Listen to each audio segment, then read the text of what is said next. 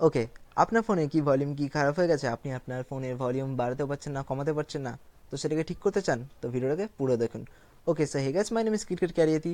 তো আজকে ভিডিওতে বলবো যে আপনি আপনার ফোনের ভলিউম কি কীভাবে ঠিক করবেন। তো এটাকে ঠিক করার দুটো অপশন আছে। এক হচ্ছে আপনাকে কোনো মোবাইল রিপেয়ারিং শপে গিয়ে মোবাইলটাকে ঠিক করতে হবে, কিংবা আপনাকে কোনো সাপ্লিমেন্টারি অ্যাপ ইউজ করতে হবে। তো আজকের আমি সেরকম একটা অ্যাপের কথা বলবো। সেই অ্যাপটার মাধ্যমে আপনি আপনার ফোনের ভলিউম আপ ডাউন করতে পারেন, ফোনের ভলিউম বাড়াতেও পারেন এবং কমাতেও পারেন। তো অ্যাপটার নাম হচ্ছে ভলিউম নোটিফিকেশন। অ্যাপটার লিঙ্ক দিয়ে দিচ্ছি আমি ডিসক্রিপশনে, আপনারা সেখান থেকে ডাইরেক্ট অ্যাপটাকে ইনস্টল করে নিতে পারেন।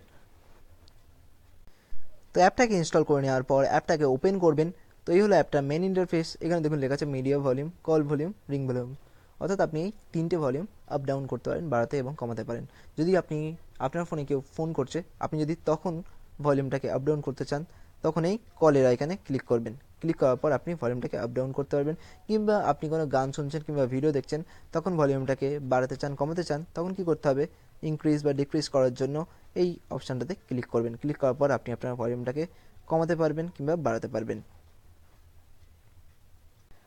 তো এই সেটিংটাকে করার জন্য এখানে দেখুন সেটিংসের একটা আইকন আছে, এই আইকনটাতে ক্লিক করতে হবে আপনাকে। ক্লিক করার পর নিচে আসবেন। নিচে আসার পর এখানে দেখুন লেখা আছে এনেবল নোটিফিকেশন। এটা যেন এদিকে গ্রিন টিক হয়ে যায়, হয়ে গেলে তারপরেই আপনি এখান থেকে ভলিউম আপ ডাউন করতে পারবেন। তো ভিডিওটা সাহায্যকারী হয়েছে মনে হয় আপনাদের কাছে।